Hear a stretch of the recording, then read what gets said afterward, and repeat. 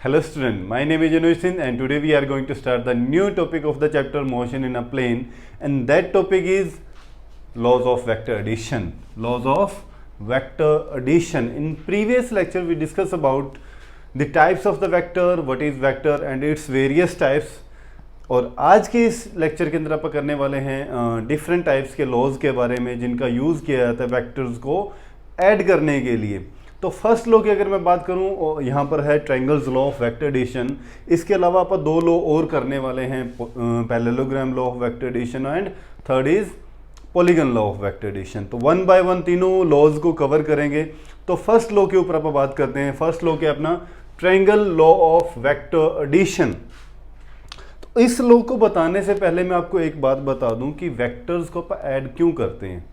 ठीक है, देखो अगर कोई भी एक ऑब्जेक्ट है, यहाँ पर इस ऑब्जेक्ट पे अगर टू डिफरेंट फोर्सेस लग रही हैं, सपोज एक फोर्स इस तरफ लग रही है, एक फोर्स इसके ऊपर इस तरफ लग रही है, सपोज इसको F1 बोल देते हैं, इसको F2 बोल देते हैं। तो इस ऑब्जेक्ट के ऊपर नेट फोर्स कितनी लग रही है, कैसे कैलकुलेट करेंगे। ठीक है, तो इस नेट फोर्स को कैलकुलेट करने के लिए अपने को जरूरत पड़ती है वेक्टर्स के एडिशन की। ठीक है, तो उन्हीं रूल्स का यूज करके अपन इस ऑब्जेक्ट के ऊपर नेट लगने वाली फोर्स को कैलकुलेट करते हैं। ठीक है, तो इसलिए अपने को लॉज ऑफ वेक्टर एडिशन अपन ने बनाए। जैसे आप बात करेंगे यहाँ पर triangle law of vector addition, parallelogram law of vector addition, polygon law of vector addition, कि कितने वेक्टर्स हैं उनको ऐड करना है, तो कैसे ऐड करेंगे। ठीक है, अच्छा तो आज इसके ऊपर बात करते हैं। सबसे पहले triangles law of vector addition की। तो triangle law of vector addition होता क्या है एक्चुअल में, देखो शेप से ही है, जिसकी शेप ट्रायंगल की शेप बनती है, ट्रायंगल की शेप जिसकी बनती है तो उसको बोला जाता है triangle law of vector addition. देखो अगर आपके पास दो वेक्टर दिए हुए हैं, सपोज ये ए वेक्टर है और ये एक वेक्टर आपको दिया हुआ है बी वेक्टर। ठीक है, ए वेक्टर दिया हुआ और ये सेकंड कौन सा वेक्टर दिया हुआ है, बी वेक्टर। ये ए वेक्टर का ये मैग्नीट्यूड है और इसकी कैप बताती है इसकी डायरेक्शन को। ये तो रिप्रेजेंटेशन आप पहले भी कर चुके हैं ना। ये बी वेक्टर का मैग्नीट्यूड है और ये उसकी डायरेक्शन है। ठीक है, और वेक्टर की एक खासियत होती है कि वेक्टर्स के आप ना तो मैग्नीट्यूड को और ना ही आप इनकी डायरेक्शन को चेंज नहीं कर सकते हो।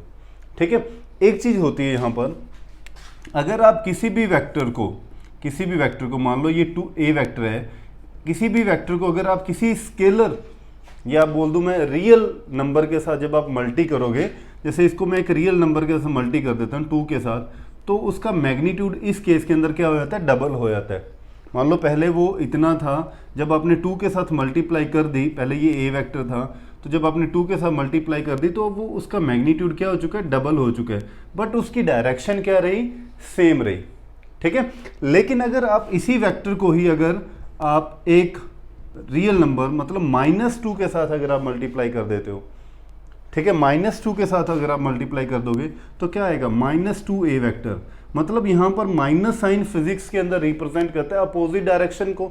तो इस केस के अंदर क्या होगा, उसका मैग्नीट्यूड जरूर डबल हो जाएगा, लेकिन उसकी डायरेक्शन क्या हो जाएगी, अपोजिट हो जाएगी।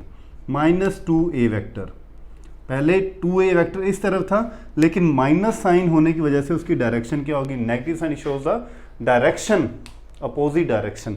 तो पहले इस तरफ डायरेक्शन थी, अब डायरेक्शन इस तरफ हो है। तो मैं कहने का मतलब है कि जब भी आप किसी वेक्टर को एक नंबर से मल्टीप्लाई करते हो, ठीक है, तो वो डिपेंड करेगा उस नंबर के ऊपर कि अगर आप पॉजिटिव वैल्यू के साथ मल्टीप्लाई कर रहे हो तो डायरेक्शन के अंदर कोई चेंज नहीं आएगा वेक्टर की, लेकिन जैसे ही आप नेगेटिव वैल्यू के साथ मल्टीप्लाई करते हो तो उसकी वेक्टर की डायरेक्शन भी क्या हो जाती है, अपोजिट हो जाती है। ठीक है, ये बात क्लियर होगी यहाँ पर। अब आते हैं यहाँ पर वापस। तो ये जैसे आपको वेक्टर दिए हुए हैं, तो आप इन वेक्टर्स का अपनी मर्जी से आप इनका मैग्नीट्यूड और डायरेक्शन चेंज नहीं कर सकते। ठीक है, अच्छा अब मैं इन वेक्टर्स को ऐड कैसे करेंगे, इनका रिजल्टेंट वेक्टर अपने को निकालना है, तो ऐड कैसे करेंगे। ठीक है, तो देखो कैसे करते हैं। ए वेक्टर, अब देखो मैंने ये बनाया था, सपोज ये ए वेक्टर है। ठीक है, अच्छा अगर ये ए वेक्टर सपोज यहाँ पर ले लेते हैं और एक बी वेक्टर अपने पास है, वो इस डायरेक्शन के अंदर है, मान लो ये बी वेक्टर है एक। ठीक है, अच्छा इन दोनों वेक्टर्स को आप ऐड कैसे करोगे, इनका नेट रिजल्टेंट कैसे निकालोगे आप।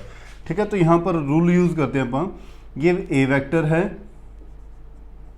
और इस तरफ ये अपने पास कौन सा है, बी वेक्टर है। ठीक है। अब ये लिखा जाता है जब एक वेक्टर का हेड के साथ दूसरे वेक्टर की टेल को ऐड करते हैं, एक वेक्टर के हेड के साथ दूसरे वेक्टर की टेल को ऐड करते हैं, तो इसको बोला जाता है सेम ऑर्डर के अंदर। क्या बोला जाता है? सेम ऑर्डर के अंदर। जैसे देखो डेफिनेशन के अंदर भी मैंने ये वर्ड यूज किया है, डेफिनेशन के ऊपर भी आते हैं, यहाँ पर बात क्लियर करेंगे सारी, ठीक है। अच्छा, अब इसका एंड और इसका एंड, वेक्टर ए का एंड और वेक्टर बी के एंड को जब मैं मिलाऊंगा तो ये जो थर्ड साइड बनी, इस थर्ड साइड को बोला जाता है रिजल्टेंट। क्या बोला जाता है? रिजल्टेंट, ठीक है। एक्चुअल में जो रिजल्टेंट होता है, देखो नाम से यह कि जो रिजल्ट बताए अपने को, किसका रिजल्ट बताए? ए वेक्टर और बी वेक्टर, टोटल इनका कितना हुआ? तो resultant vector is the sum of A vector plus B vector. Resultant vector is the sum of A vector plus B vector. और देखो इसकी डायरेक्शन कौन सी होगी? अब देखो रिजल्टेंट बताता है टोटल रिजल्ट कि ए और बी को मिलाने पे टोटल मैग्नीट्यूड कितना हुआ और उसकी डायरेक्शन कौन सी हुई, ठीक है। तो इसकी जो ये लेंथ होगी ये इन दोनों का क्या बताएगी? मैग्नीट्यूड, नेट मैग्नीट्यूड कितना हुआ। और इसकी डायरेक्शन जो ये इस तरफ है, जो हमेशा किस में ली जाती है? अपोजिट ऑर्डर के अंदर। कैसे ली जाती है? अपोजिट ऑर्डर के अंदर। मतलब जो थर्ड साइड है इसकी, जिसने इस शेप को क्या कर दिया? क्लोज कर दिया, उस थर्ड साइड को बोला जाता है resultant vector. And resultant vector always takes in opposite order, मतलब उसके बिल्कुल अपोजिट चलेगा, ठीक है। तो ये जो शेप बन गई, ये कौन सी शेप बन गई? ट्रायंगल की शेप बन गई। इसीलिए इनको ऐड करने वाले इस मेथड को triangle law of vector addition बोलते हैं, ठीक है। देखो कैसे, अब डेफिनेशन के ऊपर आते हैं। If two vectors can be the two side of a triangle, two vector is tends to be the two side of a triangle in the same order. मैंने अभी आपको बताया था इसको सेम ऑर्डर बोलते हैं, मतलब एक के हेड से दूसरे की टेल को ऐड करना है, इसको बोलते हैं same order. In the same order then the resultant is represented. अब ये resultant, then the resultant is represented by the third side of the triangle. By the third side बन गई, ये दोनों साइड तो थी, by the third side of the triangle in opposite order. तो इसका ऑर्डर कौन सा है? बिल्कुल अपोजिट है।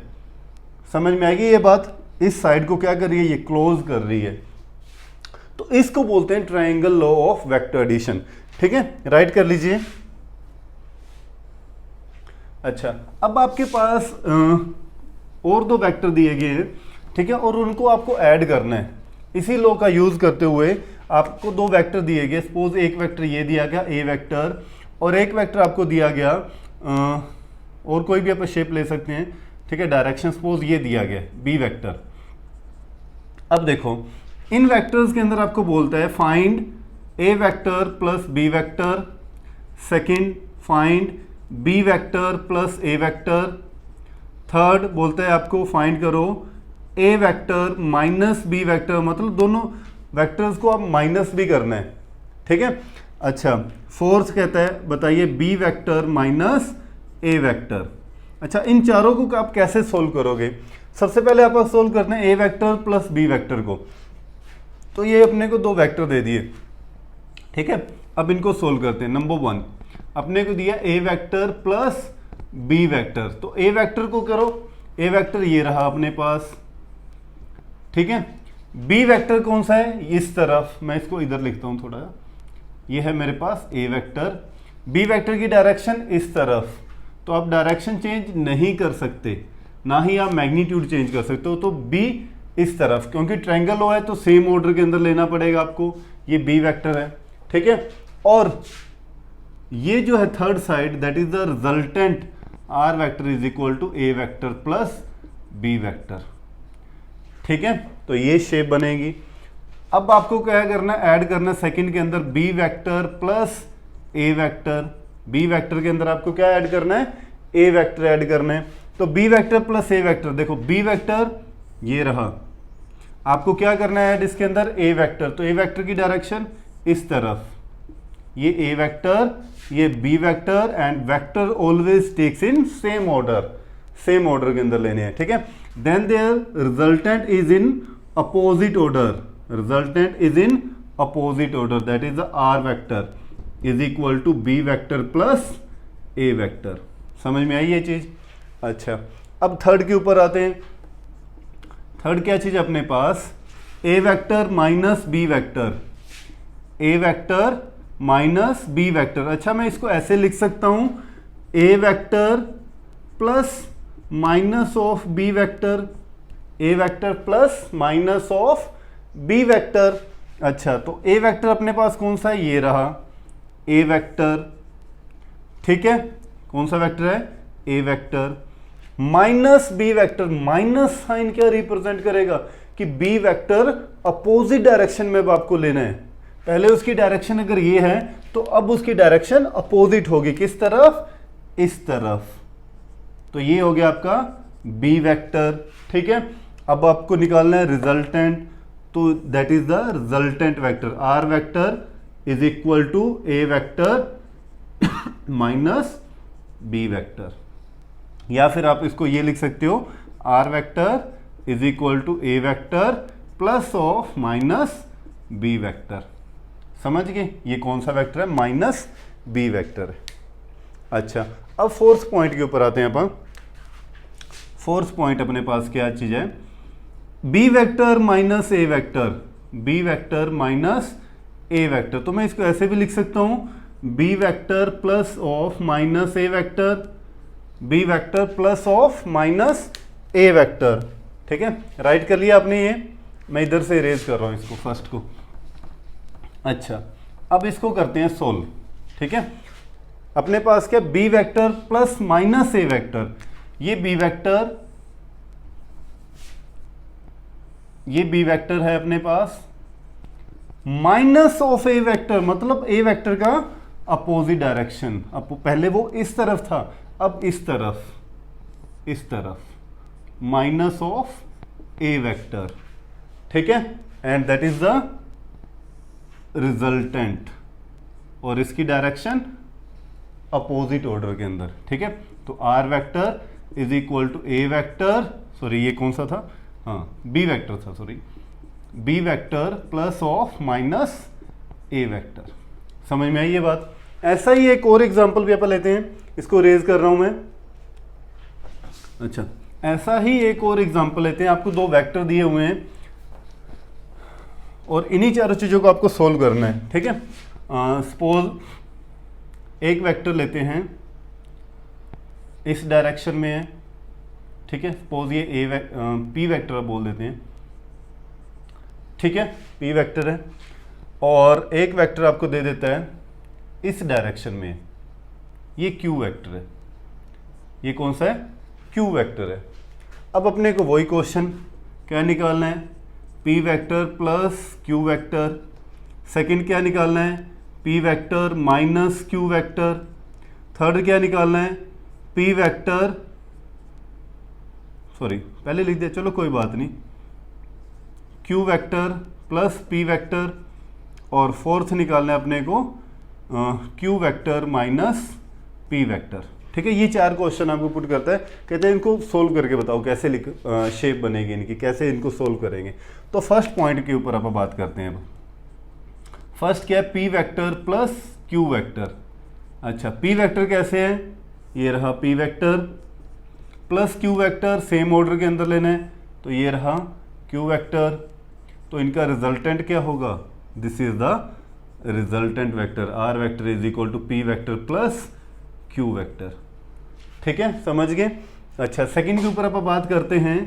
सेकंड अपने पास क्या है? सेकंड अपने पास क्या है? P vector minus Q vector, P vector minus Q vector. अच्छा, इसको क्या लिख सकते हैं? P vector plus minus Q vector लिख सकते हैं, P vector plus minus Q vector. अच्छा, तो शेप बनाए अब पी वेक्टर, तो ये रहा अपने पास, ये रहा पी वेक्टर, ठीक है। माइनस क्यू वेक्टर, मतलब क्यू वेक्टर का आपको क्या लेना है अब? अपोजिट ऑर्डर, मतलब डायरेक्शन उसकी क्या कर देनी है? रिवर्स, ये इस वे के अंदर। तो ये बन गया अपने पास माइनस क्यू वेक्टर। तो ये रहा इनका रिजल्टेंट, थर्ड साइड जो रहेगी अपोजिट डायरेक्शन के अंदर, that is resultant vector is equal to P vector plus minus Q vector, ठीक है। समझ में आ गई ये बात? अच्छा, अब थर्ड पॉइंट के ऊपर आते हैं। थर्ड पॉइंट अपने को क्या दिया हुआ है, Q vector plus P vector, Q vector plus P vector. तो क्यू वेक्टर किस तरफ है, इस तरफ, प्लस पी वेक्टर किस तरफ है, इस तरफ। तो ये हो गया अपने पास पी वेक्टर और ये अपने पास क्या हो गया, क्यू वेक्टर, और ये अपना क्या हो गया, रिजल्टेंट वेक्टर। क्या हो गया, रिजल्टेंट वेक्टर क्या आया, Q vector plus P vector. Resultant vector बताता है नेट मैग्नीट्यूड कितना हुआ दोनों का, ठीक है, और उनकी डायरेक्शन कितनी, किस तरफ है, ठीक है। और लास्ट पार्ट अपने पास, ये मैं रेज कर रहा हूं, राइट कर लीजिए, लास्ट पार्ट इसी का ही हाँ जी, फोर्थ पार्ट के अंदर अपने को क्या दिया हुआ है, क्या कैलकुलेट करना है फोर्थ पार्ट के अंदर, Q vector minus P vector, Q vector minus of P vector. तो इसको मैं क्या लिख सकता हूं, Q vector plus minus of P vector, ये लिख सकते हैं। तो क्यू वेक्टर किस तरफ, क्यू वेक्टर इस तरफ, ठीक है, Q vector minus P vector, P vector इस तरफ, तो माइनस पी किस तरफ, इस तरफ, माइनस पी वेक्टर, और ये इनका क्या हो गया, रिजल्टेंट वेक्टर। तो R vector is equal to Q vector plus minus of P vector. तो आई होप आपको ये समझ में आ गया होगा।